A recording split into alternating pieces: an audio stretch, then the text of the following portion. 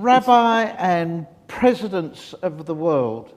So we have tonight the chair of the World Union, who's been chair for the last 8 years.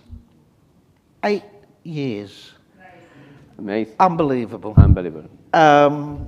Carol was born in Montreal and now lives in Toronto and is a member of Holy Blossom Temple. That name always gets me. It's cute. Yep. And joined the World Union not much more than 8 years ago. After a lovely dinner at the Bliss's home, seriously, where we didn't know anyone, and they could not have been more hospitable. It's our fault, isn't it? It's our fault. Yes, we blame you. Okay. And Carol is, like many of those North American women reform leaders, is a powerful voice in our movement and within the Jewish community. So we're delighted, and it's been a pleasure over the last 8 years to have worked with you. Fabulous. On my right is Rabbi Sergio Bergman, who is probably one of the most interesting rabbis I've come across in many years. Sergio was born in Buenos Aires. He began his professional career as a chemist, and when he found that the drugs weren't satisfying enough, required something another more drug. Spiritual. Yes, another drug. Sergio took his shmicha both with Hebrew Union College and within the conservative movement, just to make sure. And then, fantastically, he became Minister of the Environment in the previous Argentinian government, Minister for the Environment. And with many international magazines, Jewish magazines, have quoted Sergio as being within the top 100 most impressive and most revered rabbis. And you'll understand why, because Sergio has a spirituality that is, I think, quite unique. There's not many rabbis that I've been out on a Saturday night with who does Havdalah in Hawthorne. And wherever we are, there's this deep Jewish spirit that can't help but to draw you in. It's just been a lovely relationship. Now, the main theme for this evening is to talk about the World Union's activity in the Ukraine and how resources have been diverted there to help the Ukrainian refugees. But of course, the World Union does a hell of a lot more than that area. And I'm going to ask the chairwoman to give us an overview as to not everything you've done over the last 8 years, but what the World Union is most involved in. We hired Rabbi Bergman. That's our big accomplishment. It's been a privilege for me to serve for the last 7.5 years. My term will come to an end in May, and it really has been. I've met incredible people, and some of my dearest friends are in this room tonight, and probably on Zoom as well. So thank you for this opportunity, Philip, and thank you for your leadership in your community and on the World Union. Yes, the Ukraine crisis has taken up a lot of our attention. We've been able to raise a fair bit of money, and we meet every week to talk about the allocations. Oh, am I not on? Yes, you are on. All the time you are on. Helen? Yes? No, you are on. Helen You are can't green hear me. and you are on. Helen, we can talk after if you want.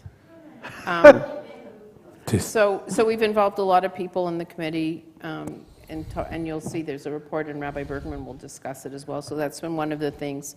We're working on leadership development, both professional and lay, trying to find and identify in all of our regions the people that are going to lead us into the next generations. And Rabbi Bergman and I have been thrilled in our travels here, as well as in Paris and London and Prague a couple of weeks ago, to see so many young people so passionate about progressive Judaism. So we're very hopeful for the future, and then we're going to find ways to bring them in as well. So the leadership development, we're working on Beit Shmuel. Many of you have had the opportunity to visit us in Jerusalem at our headquarters that Rabbi Hirsch brought to Israel 50 years ago. It'll be 50 years next year. And I think you'll be really pleasantly surprised when you come.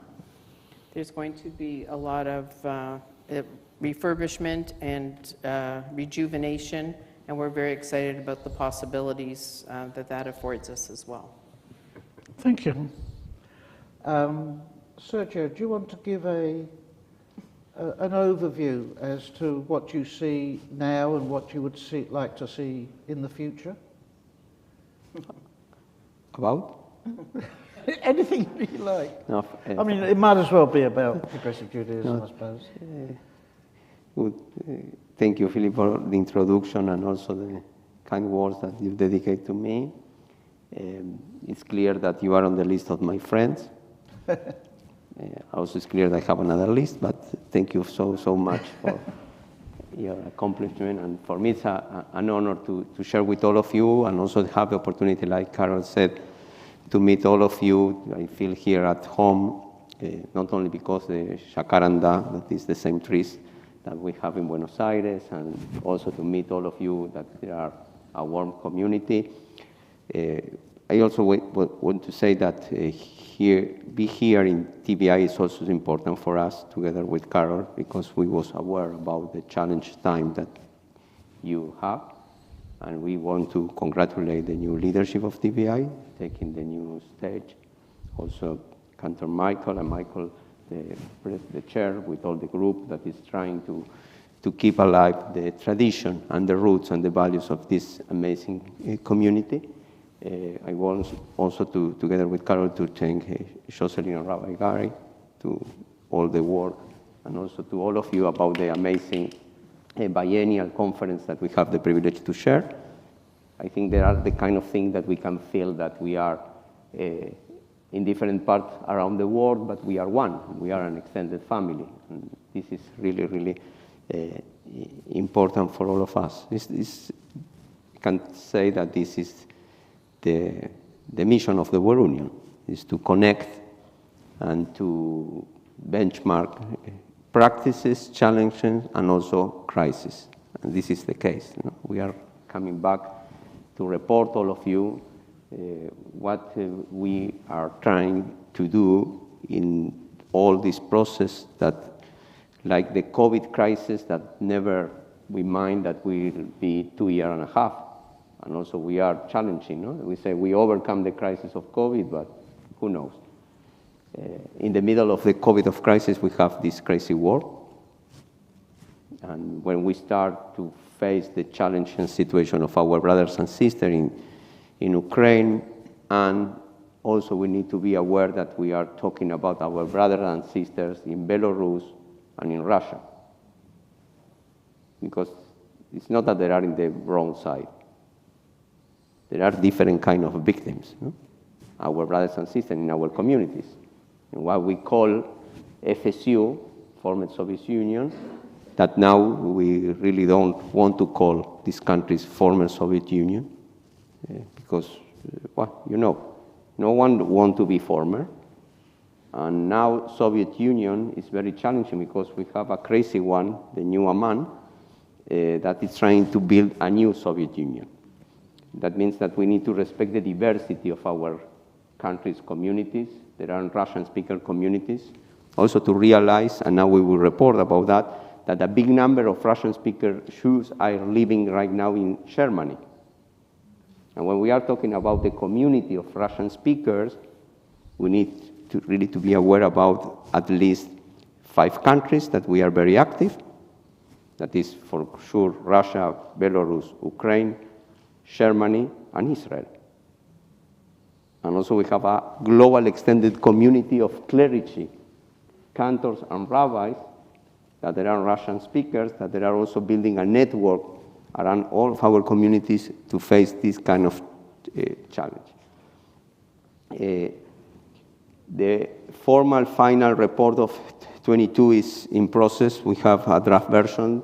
We have the commitment to share with all of you. We will send the last one to Jocelyn, and then we ask to every one of you to receive the link to have all the details of this report. The idea is to give you an overview right now and open the floor to questions and to interactions. I suppose that is the more important thing. Also because you know that in March we have the Progressive Fund appeal.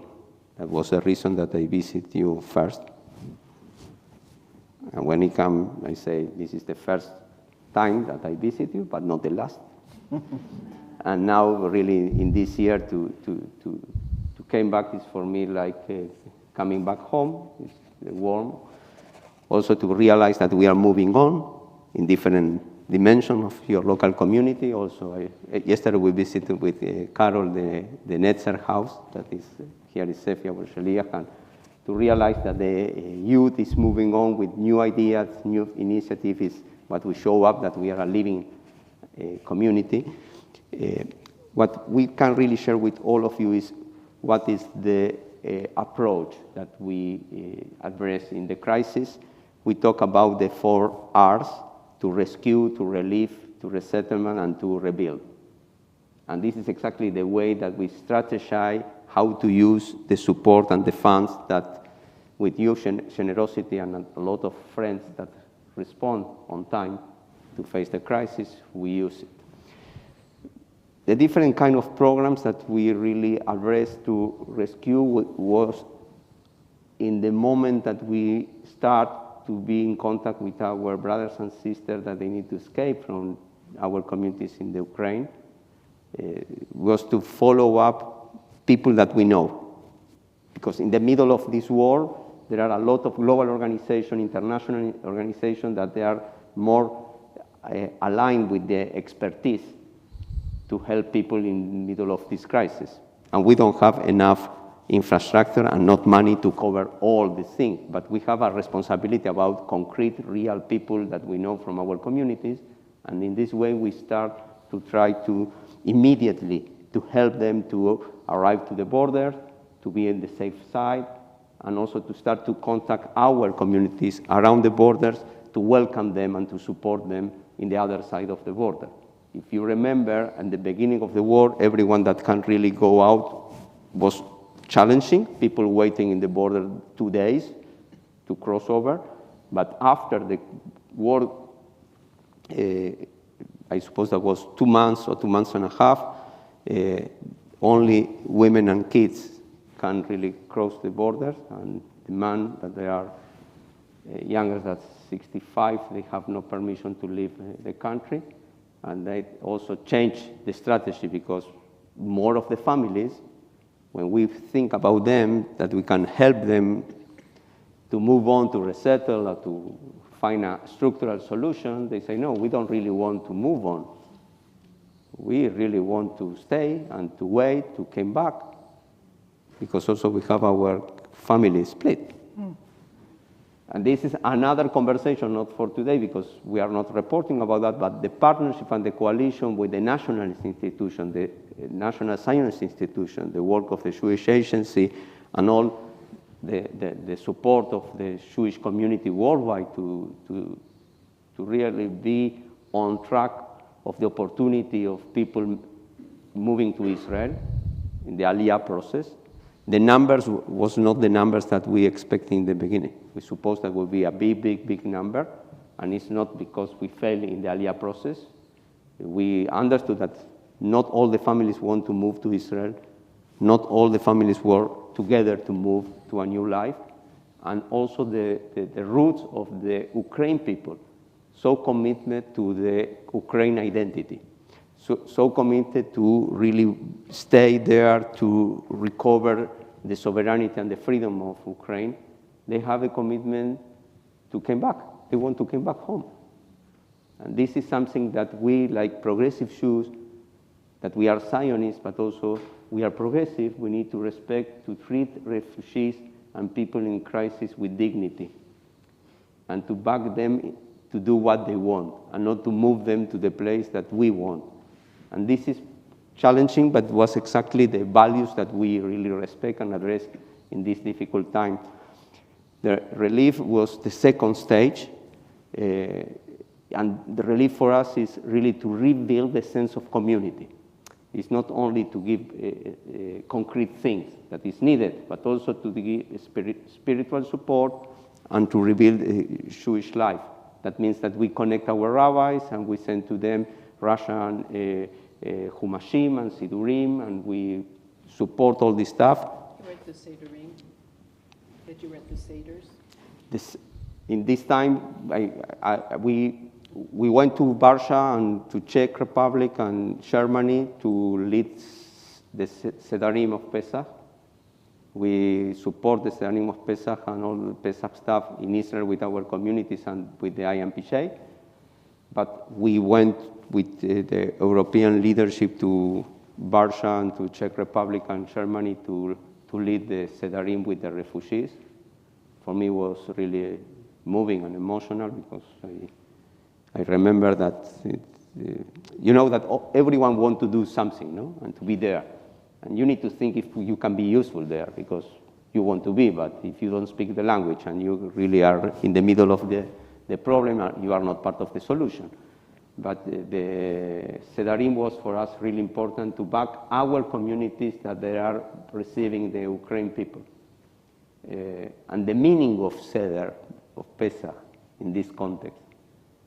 No? Because when we are celebrating Pesach, we say, no, this night we are going out from Egypt, this night we are remember that we are fighting for our freedom. And it's like a narrative of the history of Israel. But when you link the Seder of Pesach and the war in Ukraine, you realize that this is our Jewish memory. We are not talking about the past. We are remembering the past to have a meaning and to have a spiritual direction how to face the present. That is exactly the new Pesach from the Ukraine people. And this is exactly what we start to do. The resettlement is something very interesting because we need to understand that it's not only the Jewish solidarity that is working here. We are part of a more global extended coalition. And this is what progressive Judaism is offering, no? Not to have afraid that only we need to define our identity because we are not assimilate, because we are not this and we are not that. Our positive and proactive approach of liberal progressive Judaism is that we want to integrate to the society, and in this case, to integrate with the good side of the story. That means to be with all of the people that is working in a really amazing work around the world. There are states and countries that take the lead to do what they need to do. Not only Israel, that I really came back to say, in any opportunity I have, we support the state of Israel and we can criticize the government. But Aliyah and to take care of our brothers and sisters around the world is a policy of the state of Israel. And it's a challenge of the Jewish peoplehood governance. And this is something that we need to discuss all the time. That it's not only the government of Israel that need to take care about the safety and the future of the Jewish people. We need the help of the state of Israel, but we need to be partners with Israel. And now Zionism and progressive Zionism for us means responsibility in the two directions, in the two sides. If we are facing now 75th anniversary of the State of Israel, and we know how supportive the diaspora and the Jewish peoplehood was to establish the state, now maybe it's also time to receive from the State of Israel the support to communities and Jewish people that are in risk. And in this case, we prove that we are working together, and we are proving that we need also to support countries. I will give you only one example, Germany. What the government of Germany decided to do with the Ukraine refugees, for us, is exemplary. It's a role model of a country. And this is, no, for us, like a contradiction. The same country that killed 6 million of Jews, and they have so really dark history, is having a policy of immigration. They don't really treat the Ukrainian people like refugees. They treat the Ukrainian people like refugees that can become a part of Germany. And they give them food and social security and school for the kids, and they are teaching them Germany, and they are giving them also housing. And in this track, our liberal progressive community was active, and we visited the refugee center and the immigration process. We support also with legal assistance, not only because we work with the Iraq in Israel about the Jewish status of the immigrant. That is also crazy because Israel have this complexity. They are asking for our people that are in the middle of the war, please bring the ketubah and all your papers to check if you are sure, but what we can do. But our legal advisors and the support of a lot of legal professional lawyers that was ready to support them and to help them in Israel and overseas was really, really important for this situation of desperation, because you need the papers, you need to cross the border, you need to have your documentation. It was also part of our programs. The last part that for me is important to share with all of you is we take responsibility about something that nobody is talking now, but it's exactly our mission. That is how we will rebuild Jewish progressive life in Ukraine. Because the World Union is not coming to support the Ukrainian people now because of the war. We work together, all of us, like a family. 30 years we invest to create communities and Jewish life in these countries. Our commitment is not only to be present in the war, our commitment is to rebuild Jewish progressive life in the Ukraine. And this is exactly the last, but for me the first. It's the last part of the crisis, but it's the first part of our challenge. We are building an endowment fund for the future. I mean, part of the crisis fund is allocated like an endowment fund. Our projection is that we want to raise an endowment of $5 million, because with this endowment we can really support the regular expenses of our communities every year. And we really believe that this is the time, because if this is not in the media and if it's not in the newspapers and we are not talking about this, we will forget that we have a commitment for the future. And now is the time to discuss the strategy, the short-term emergency, the middle-term resettlement, and the long-term is rebuilding. And really we need to do it in this window of opportunity that everyone is really aware that we cannot leave them in the middle of the thing. Not in a refugee camp, not in this family that is split, and not only in Israel. And this is really what we are trying to do. The details of the 14 programs that we run will be on the report. You will have also our contact if someone really wants to know exactly what we are doing in particular. And again, in March, we came here in the beginning to ask all of you support and solidarity. You was really generous with all that. Now we have a challenge here in Australia with the Progressive Fund appeal, that is we need to raise additional $50,000 to receive from the Keren Yesod the number of money that we can take for our specific programs. As you know, you designate the fund. When you make the donation to the appeal, you designate to help to the Ukraine Crisis Fund.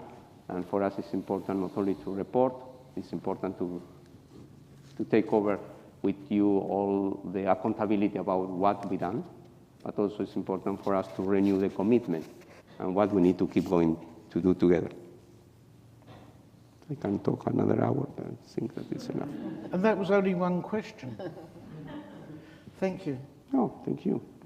Just with the work that the World Union's doing, particularly in Ukraine, do you feel that there's an issue or a conflict with our Jewish communities around Ukraine, especially within Russia, and whether they feel under any particular pressure?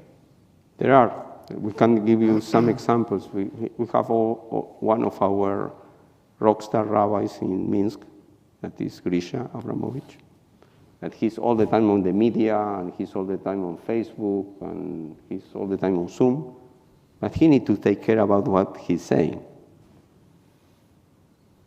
He cannot say what he wants.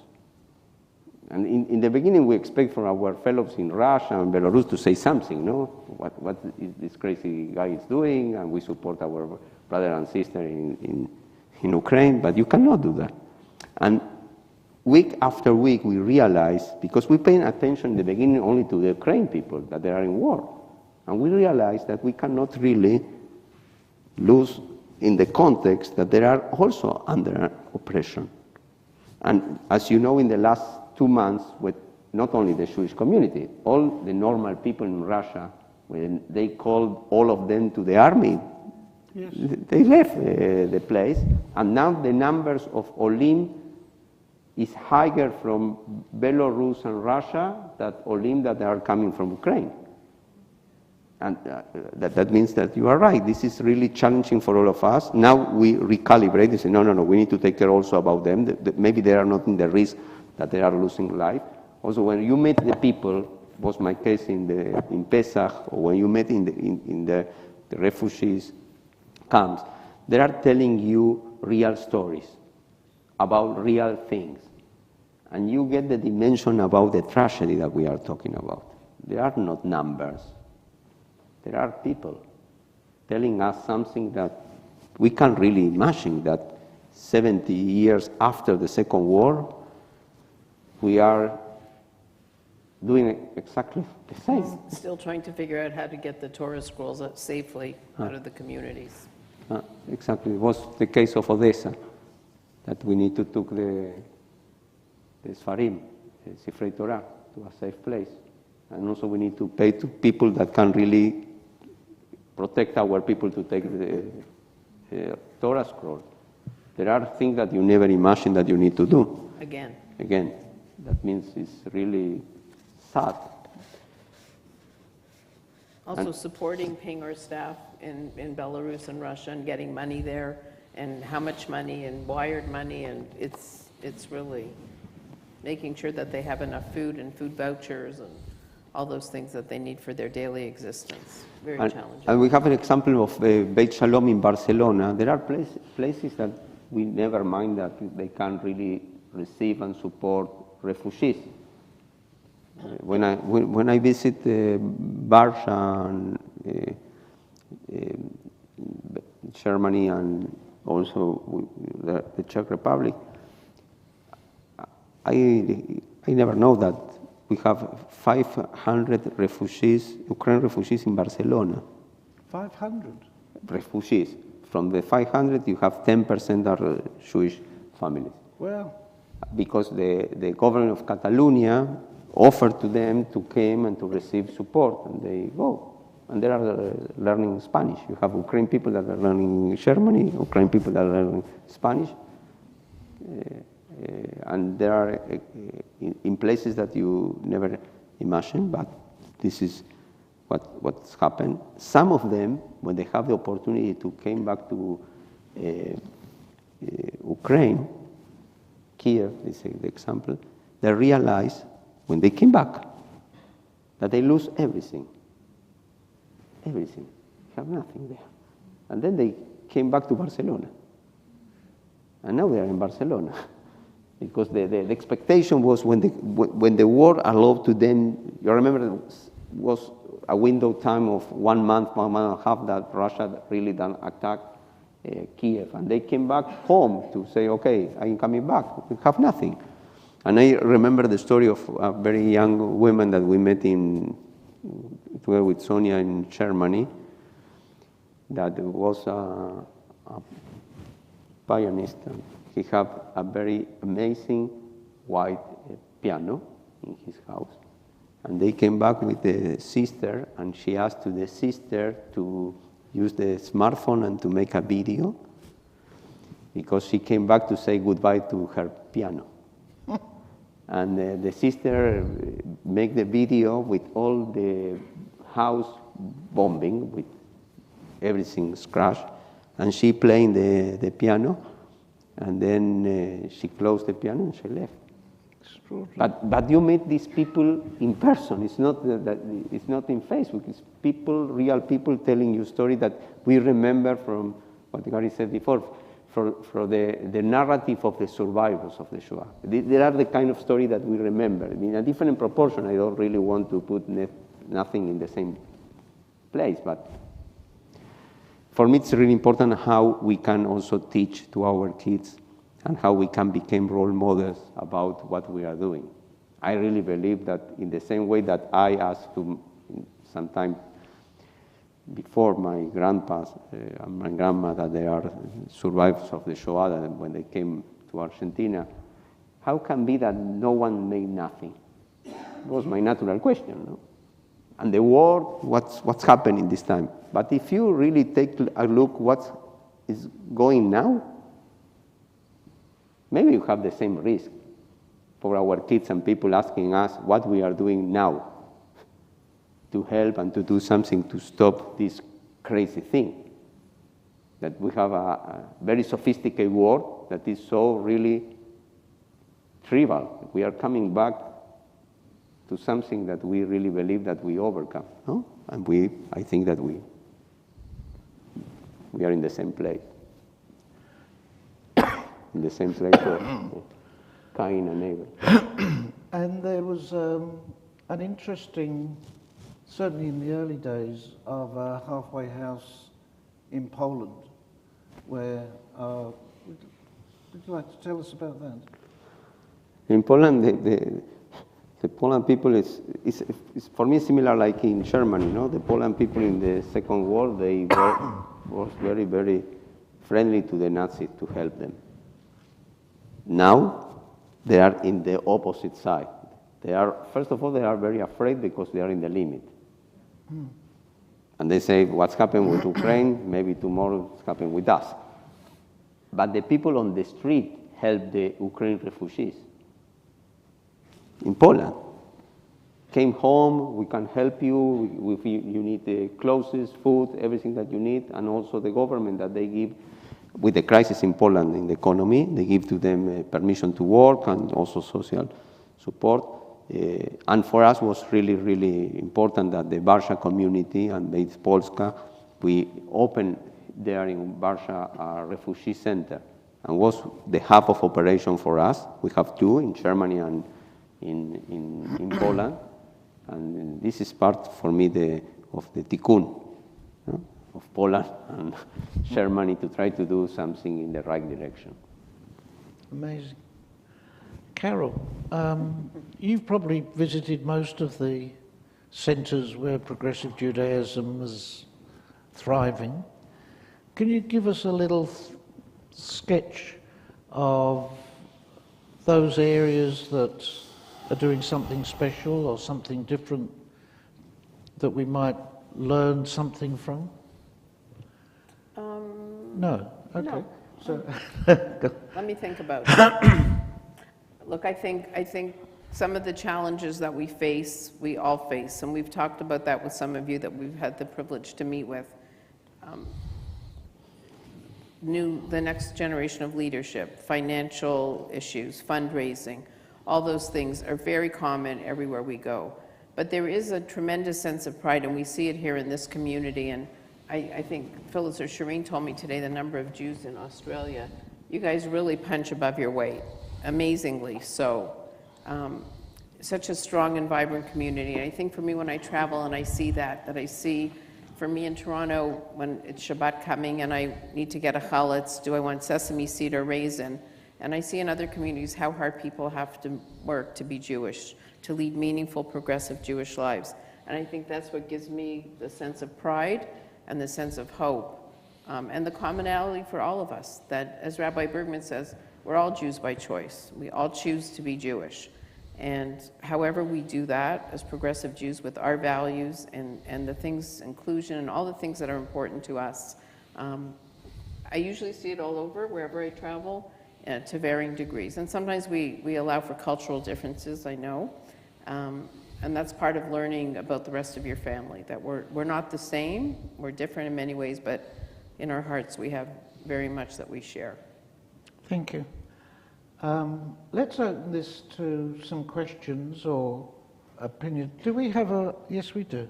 Yes, Over here for Julian. Test. Thank you. Thank you. It's really not a question but a comment. I was delighted to hear you comment about Beit Shalom in Barcelona. Cheryl and I spent Rosh Hashanah at Beit Shalom, and Erev Rosh Hashanah was amazing. There was a service, believe it or not, in a hotel, in a dining room. The Erev Rosh Hashanah service, mainly in Spanish, but not different than Spanish and Hebrew, not too different from what we would do. Then we moved to the other side of the room, and there was a dinner for the community, and on every table there were Ukrainian refugees at each table, and it was absolutely clear how involved that community was in supporting immigration from Ukraine. It's exactly what you were talking about. So it's not a question, but just a comment. Good comment. Thank you, Julian. Questions? Questions? It's important. You know, it's important because it's exactly this kind of thing is what really we can do together and also build trust.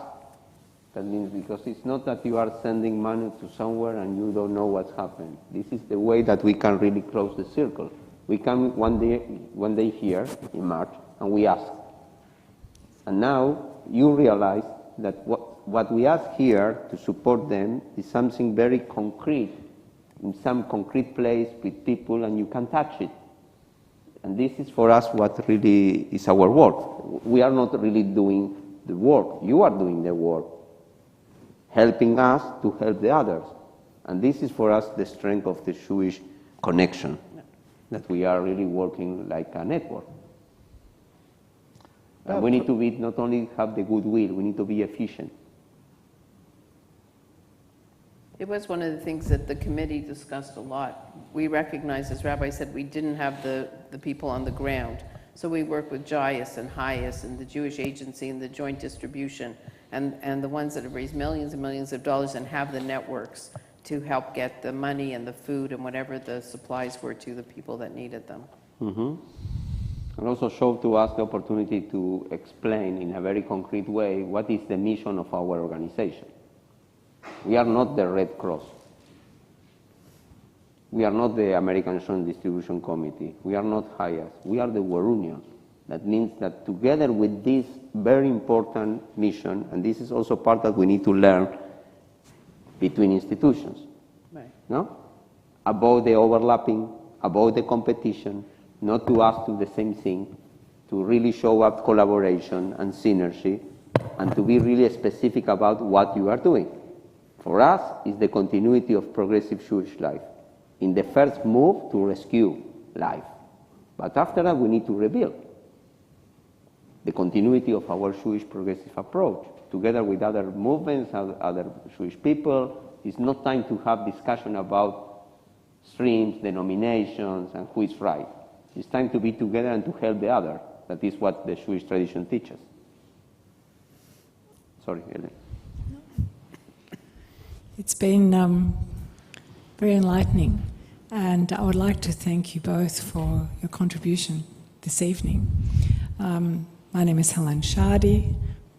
I'm president of ARTSA and vice president of the UPJ, and I'm just been thinking about the fundraising that we have done over this past, not quite a year, and the way we were able to turn our fundraising for the Progressive Appeal to fundraising for the Ukraine. And I see it in sort of like three separate areas, I suppose. First of all, what the World Union is contributing to welcoming people from Ukraine to Israel, people making Aliyah. And that is obviously a really, really important program, and your contribution to LACO and other organizations to help people make Aliyah to Ukraine. Then I see the next process whereby you work with Jewish agencies to assist people from the Ukraine moving into Europe, into Germany, into Poland, and helping people cross that border. And we've heard some amazing stories about helping people cross the border, and the way people from Germany were there to meet trains and take people who could translate into Ukraine and welcome people.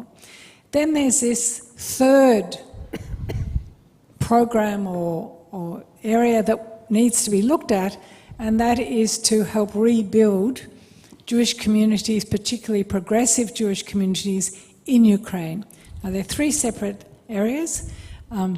I think our funding is quite easy, and we understand that it can go to helping people make Aliyah.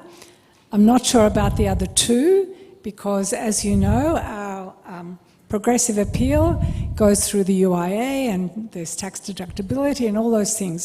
We want to be sure that whatever we give now and in the future can go to those three elements.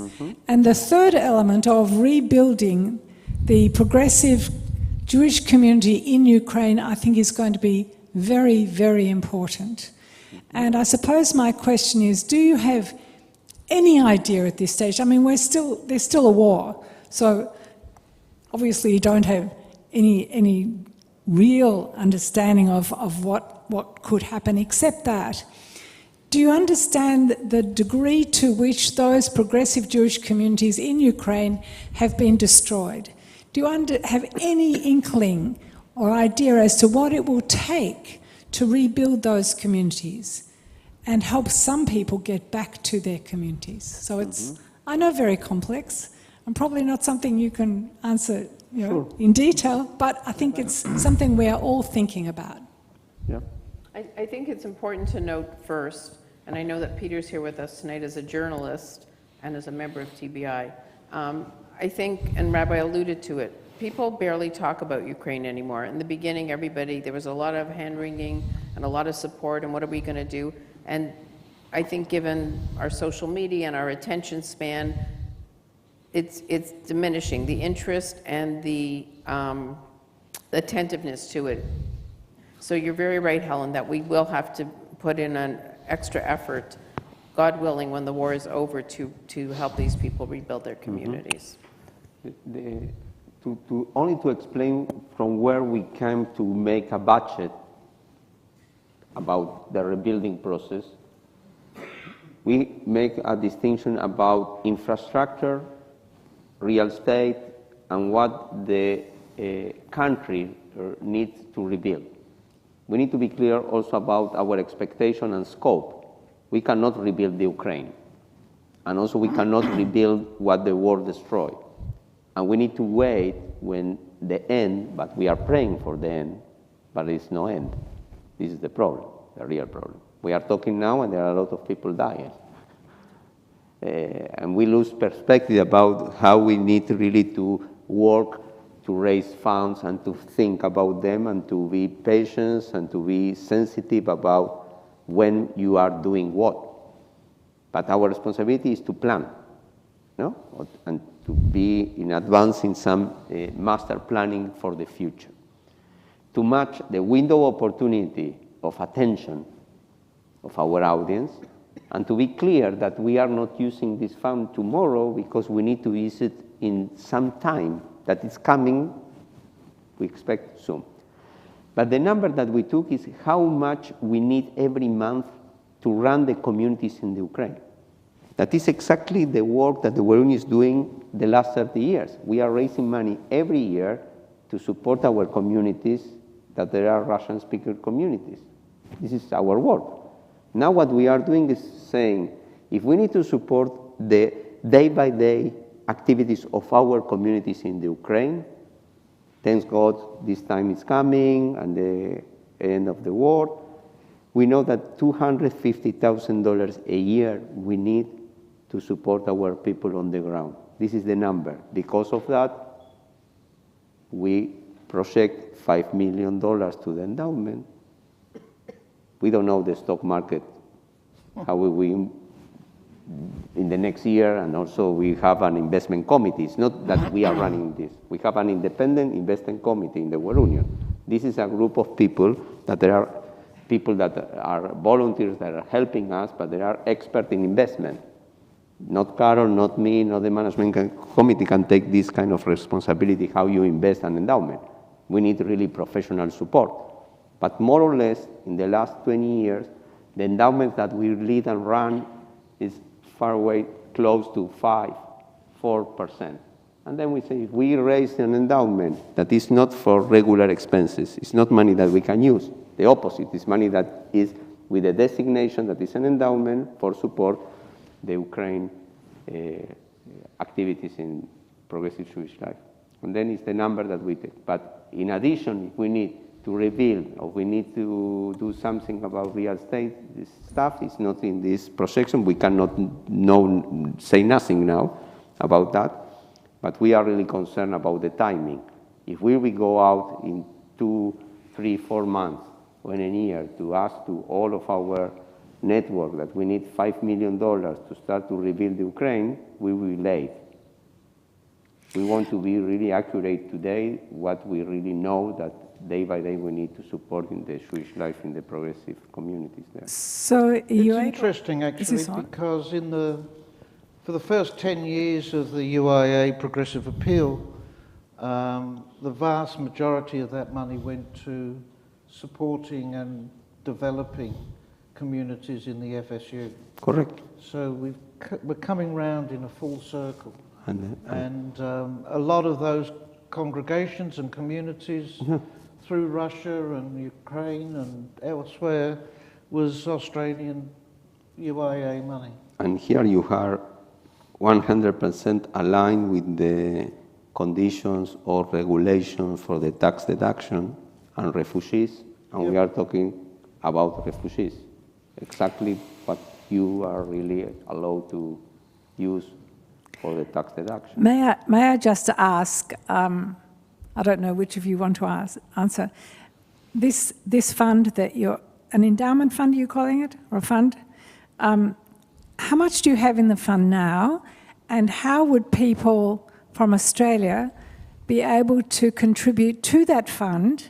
Is there a way it can be done through the UIA to that fund to help build the fund in the future outside even our progressive appeal? We ask and you decide how to deliver the money. This is a local decision. That means this is for us, the trust that we are building together. For us, it's clear that something that we need to plan together is how this progressive fund, how the local leadership take care about a very concrete planning that this is designated fund for something that is specific, and we are talking now about the next years to rebuild Jewish life of refugees, because the status of all these people is refugees that are coming back home. And I think that we have the expectation that the local appeal will address designated fund to support the Ukrainian people. Sir. Good evening. My name is Jonathan. I was one of the founders of Netzer here. I've lived in Israel for over 30 years.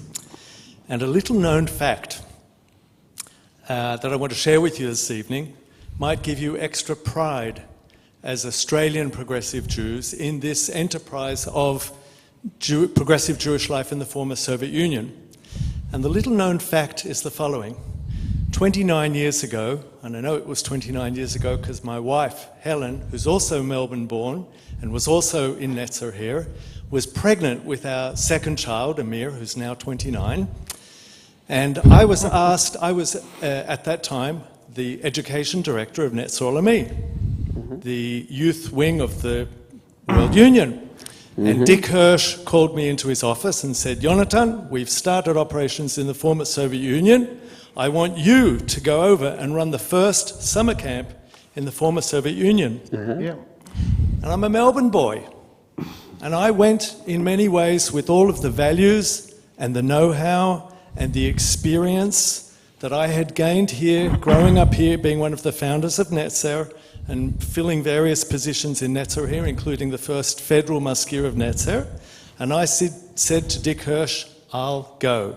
Yeah. And I put together a team which included, by the way, 2 other former Australians, one who was also living in Israel from Sydney, and in fact a young guy who was on the Netzer Schnut program, whose name is Lior.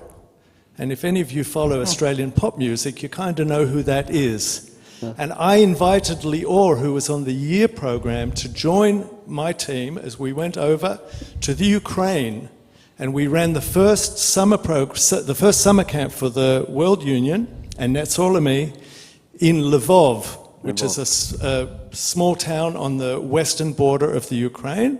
And I went over for 6 weeks. My wife Helen almost killed me, but I survived. And it was really quite a founding event. And I think we can take collective pride in that, because I really went with everything that I'd gained here, growing up in the community. And many of the local people, and they came from all around the former Soviet Union, many of the local people that came in to be part of our staff team, I built a shared team, people from Israel and locals, and we spent 2 weeks training them and working with them to develop the program. Many of them went on, chose to become rabbis, and chose to become communal leaders. It was a very, very significant event for them as a community. So that really was the founding event for many of the people that are now these communal leaders, and the genesis of it was here. So as you're considering getting involved in this foundation, I think you can all take a lot of pride in the contribution that the Melbourne and the Australian progressive community has already made to this tremendous development over there. Thank you, Sean. John and I were actually on the board at Leo Beck 400 years ago. The dinosaurs. That was interesting days. Sue? Phyllis. Sue? It's on. Oh, sorry. Oh, is mine on? Yes, it is. Yes. Sue Morgan. I'm just wanting to mention a situation that happened in England with a very close friend of ours whose cousin was an Israeli and married or was partnered with a Ukrainian woman. And when the war erupted, they were helped to leave by the Jewish agency and to go to Israel. But she wasn't Jewish. And she experienced great rejection by the system. And so they ended up going to England, where our very close friends put them up, took them into their home. And it was a catastrophe, actually. And they ended up going back to the Ukraine. I think it was to Kyiv, actually, Kyiv. And I think they're still there. And so very much what you were saying about, people really feeling that they were Ukrainian. They didn't particularly want to be scattered around the world. They felt very much their identity. And of course, in this situation, it was a mixture of non-Jewish, Jewish, so on. I'm part of Project Dignity, and we've been supporting Afghani refugees and Irani refugees here in Melbourne, but I don't think we've really had anything to do with Ukrainian refugees. And I'm just wondering if, what should we be doing to reach out? And should we be, or are they mostly going to be really eventually going back home? And should we, then be supporting our synagogue in that endeavor to support them at home in their progressive Judaism?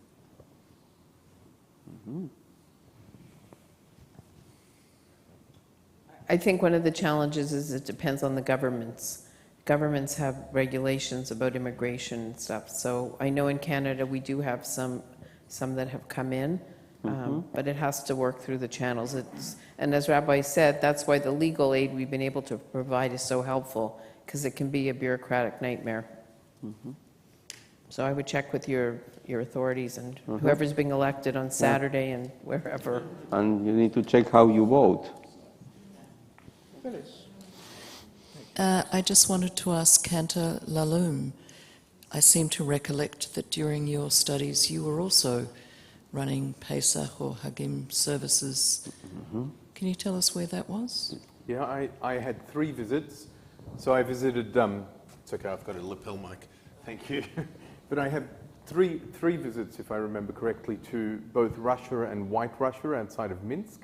And then Chupi, Rabbi David Ariel Yoel, and I did a tour where we went from town to town and visited. We taught about Pesach, we taught about, in other trips, we taught about different festivals. We led services, provided sidurim, gave concerts in Yiddish by and large. I communicated in Yiddish because my Russian is quite poor. Ich rede Yiddish, Yeah, it was an amazing tour, and as you said a moment ago, a lot of what we were trying to do was to equip the locals with the tools to be able to lead services in the future. So we were teaching them how to lead Pesach Seders, and then they were to go back to their hometowns and lead the Sedarim. And we did that for several years, and then we led a youth camp for young children. And one example was a 16-year-old whose father came home and said, "There's a youth camp for young Jewish kids." And the daughter said, "What's that to me?" And he said, "You're Jewish."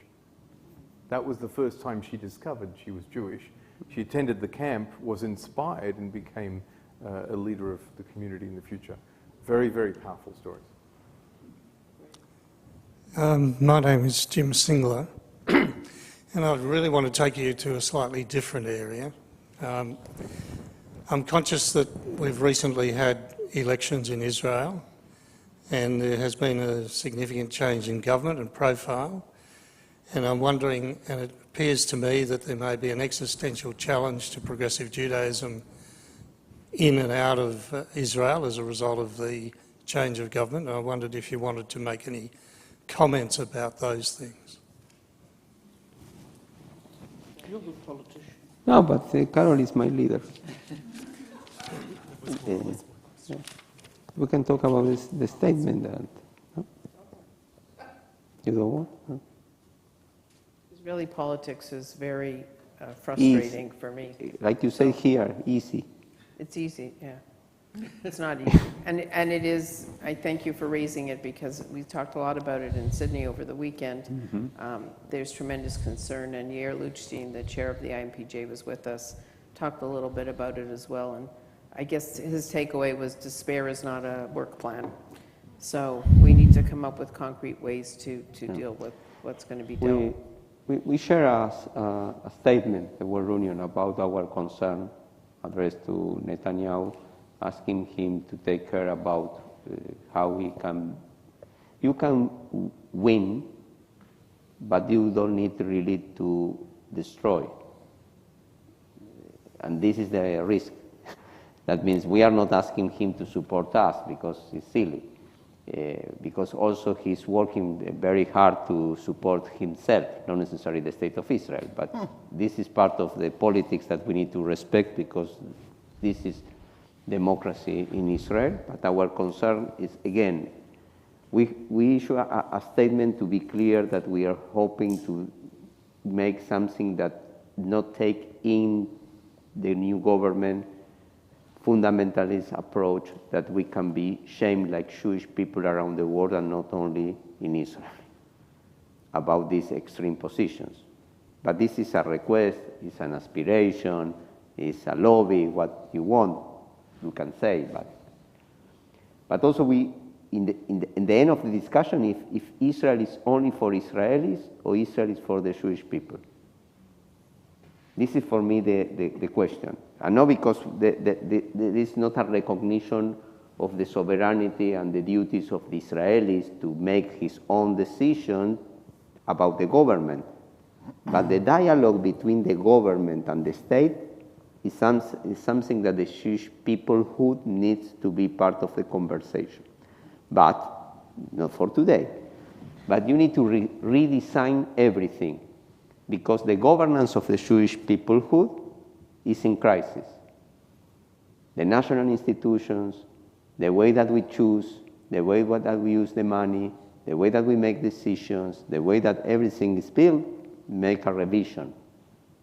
You cannot only take the look about the elections and the results. You need to have a more holistic and wider approach, how we are working on that. And also we talked with Jonathan this evening, we have 1.5 Israelis living around the world. And we don't call them Yordim. They are part of our communities, and they are part of Israel. And in the other side, the decisions that Israel is taking, that we are proud of among of them, have an interrelationship with the Jewish life around the world. And this is part of what is the challenging part of the conversation. You know, I am not saying now, we present this in the last connection in 21. I have some crazy ideas, but one of them is why, if we are celebrating, and this year we celebrate 125 years of the first Zionist Congress, with this crazy journalist and guy, Theodor Herzl, he will alive again now, he will dead. He will kill himself. But what he really dreamed or say that we need to do is something that we call the normality. The normality of the Jewish peoplehood is that you have a state like other nations. No? He said, to fix your problem, we need to have a state and it's done. Also, he thinks if you want in Uganda and every place, but we need a state. Now, if we are a normal people because we have a state, why this state is not like normal states that granted to the citizens to vote and to decide who is your representative if you doesn't live in the country? For example, Italy. Italy choose his representative to the National Congress because you are Italian and you are not living in Italy. Maybe we need to ask to the state of Israel to grant it to everyone that wants to be Israeli, to become Israeli because we are Jewish, but we don't live in Israel, for example. Or why we cannot choose member of the Knesset outside Israel, the Jewish people. Not to decide about mandates to the World Zionist Congress. This is another story, because the money of the national institutions that we use to education and Zionist Jewish education and institutions, big of the money is to support the parties in Israel. It's the money that is not coming from the budget of the Knesset, that is going through the national institutions to the Israeli politics. And I am sure that you are doing your support and your donation, you believe that all this money is coming to the Jewish peoplehood. It's coming part of this money to the Israeli politics. We have a problem here. And it's not only the elections, it's a system. No? We need to change part of the system. I am not talking about the Israeli government. It's not my subject. I am talking about the Jewish peoplehood. We need to discuss. For me, this is an open discussion. But nobody really want to face it, you know. We are living outside Israel when we have elections. How many elections we have in the last 5 years? It's crazy. And we are really looking about that like we are the audience. My question is, we are the audience or we are players? Young man. Rabbi Sergio, Carol, thank you very much for this terrific update. It's clearly, you know, there's clearly a huge challenge ahead whenever that point is that Ukraine can move ahead. One of the interesting things we've seen here in Melbourne, and I think it's probably the same in many cities around the world, many people that have come to Melbourne from the former Soviet Union, many Jewish people that have come here, because they haven't grown up being allowed to practice their Judaism, they they arrive in cities like this and they remain, if you like, unaffiliated and in many cases relatively unaware of how to go about joining the broader spiritual community. The Judaism might be there in their minds and in their hearts. In fact, our daughter-in-law was born in Belarus. All her family are from there and have all sorts of stories to tell about how they couldn't practice their Judaism. I think Jenny and I like to believe that we've helped them rediscover their Judaism in a very big and meaningful way. It's been wonderful for us, and I think it's wonderful for them, and they have told us that recently.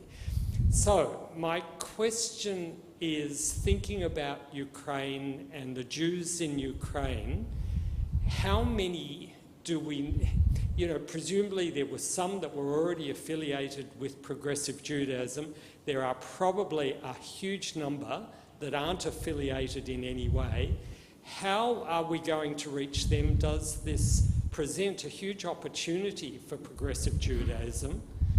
If we are going to go and try and help a country like that, maybe there's an opportunity for us to help bring more people into the progressive community that may otherwise have not found their way. The Ukrainian speech. I think that the challenge that we have is not addressing the Ukraine or the Russian people. For us, it's a leading case how we address unaffiliated Jews. And we need to have a wider strategy about everyone that is not affiliated to bring them to something that is meaningful for them. Doesn't mean that it's meaningful for us. And this is the challenge. Progressive Judaism, for me, includes the diversity of options that we need really to support to people to choose the way that they want to live meaningful Judaism.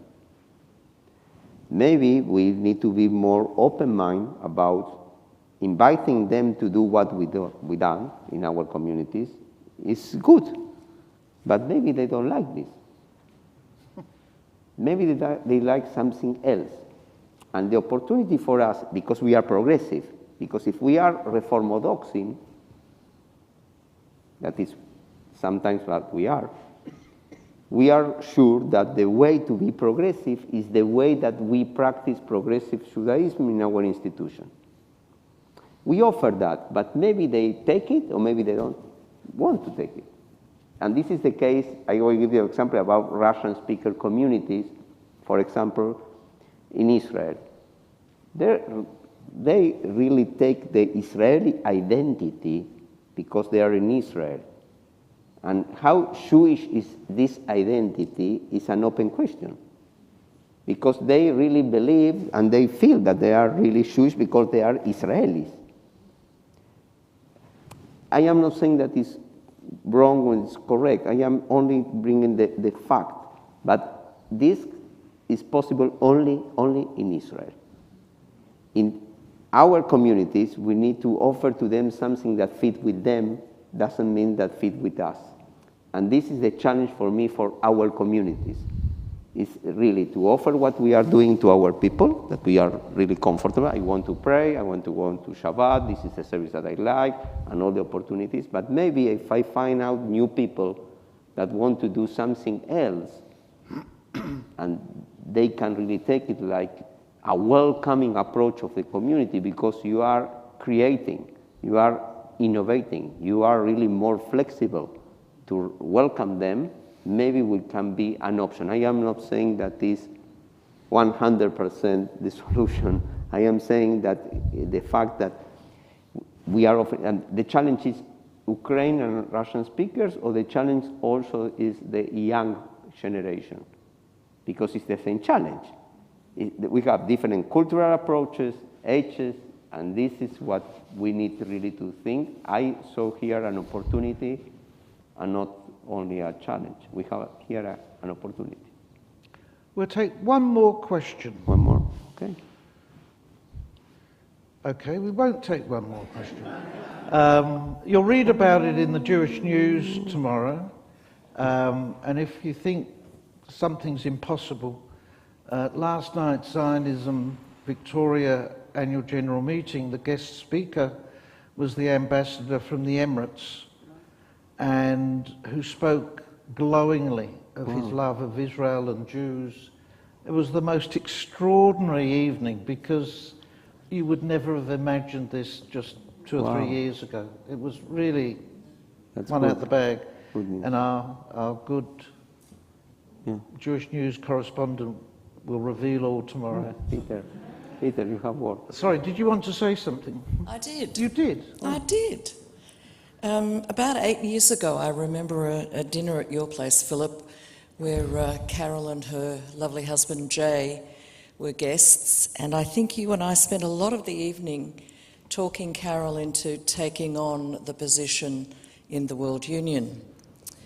I've been involved with Carol and had the pleasure of working with her and learning from her for the last nearly 6.5 years. You need to come here to Zoom. Yeah, okay. And then 2 years ago, when Rabbi Bergman was appointed and COVID happened, he was stuck in Buenos Aires, Carol was stuck in Toronto, and I was stuck here. And yet, that didn't stop the work. It didn't stop the connecting, it didn't stop the Zooms and the work that both of these people have done. You've had an iota of an understanding of how amazing these people are. This one is a disruptor, but a builder. This one is a spiritual leader, exemplary spiritual leader. And they are both totally and utterly committed to all of the communities around the world where progressive Jews want to live and learn and find the importance in their life and relate it to their Jewish values. On behalf of our community in Australia, we thank you very much for coming back, Carol, for coming back. We wish you all of the best in your travels as you head home and you head to Perth with me to attend the installation of Rabbi Kim Ettlinger, and some other friends are going with us. And thank you, Philip, for chairing this evening, and thank you for coming. For those of you online, I hope you've enjoyed this evening as well, and I'd just like us to say thank you formally to these two amazing people. Thank you, Phyllis. We have a present for them. Thank you, Phyllis. What I'd forgotten was that during COVID, and very soon after Sergio was appointed, he did a session for one of our Progressive Judaism Victoria Zoom meetings. In a very 5 o'clock on a Sunday crazy afternoon, time. But it was 4 o'clock in the morning. Yeah, correct. It was just extraordinary. The dedication was amazing. Thank you for your attendance. I know this wasn't a fundraising night, but if you felt an overwhelming urge to make a donation for the World Union, you're more than welcome. We only need 40,000 more to hit the goal. So, Rabbi mentioned before some of the challenges that this congregation in particular has faced. So on behalf of the World Union, we would like to present you with a mezuzah. Rabbi Roebuck, if you want to come get it, accept it on behalf of your congregation. And we hope that the words bring you strength and comfort, and know that you're not alone, that you're part of a huge, loving global family, and anything that we can do to support all of you, we're here for you. Thank you very much, Carol.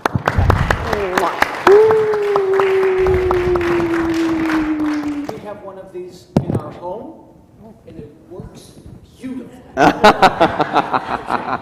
You have to pay attention to it, though. Thank you.